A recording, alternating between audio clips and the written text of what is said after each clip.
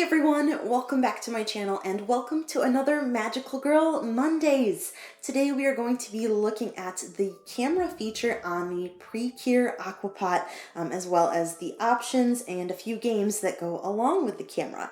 So first and foremost, I wanted to point out on the back side, first here is the camera, and then underneath the battery door, I've already unscrewed this. We have the slot here for a micro SD card.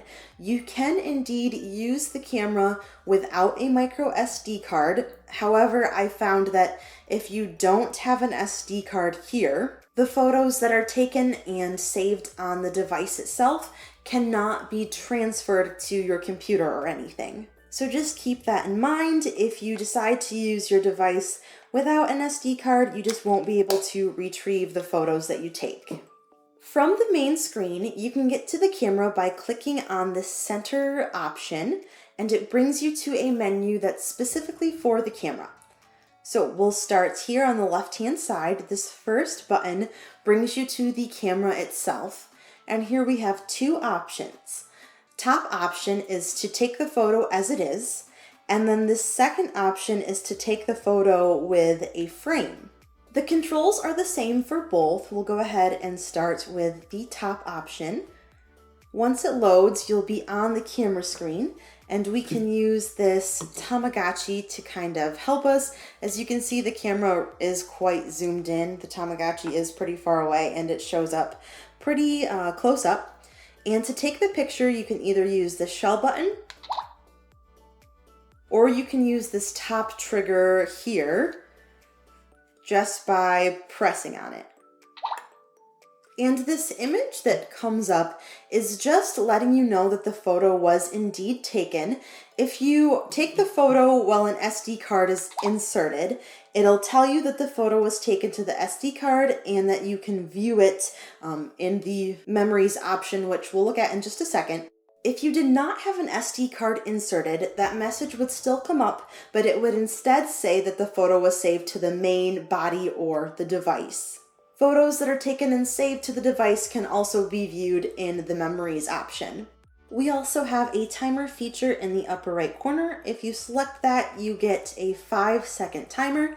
You can press either shutter button and the timer will automatically start counting down 5 seconds until it takes the photo. Now we can use this arrow to go back. And let's just take a quick look at some of the frames, but the actual process of taking a photo is the same for this option as in the first one. So on our frame screen, we can scroll through to select whichever frame we would like. And of course the timer is here as well. Once you're on the frame that you want to use, you just press the shutter button to take your photo. Going back to our camera menu, the second option is to view our memories. This screen here I think is pretty self-explanatory. If you have an SD card inserted, this screen gives you the option to look at what is saved on the body and what is saved on the SD card. If you do not have an SD card inserted, this screen, these options will not show up. Let's take a look at what's on our SD cards, the pictures we just took.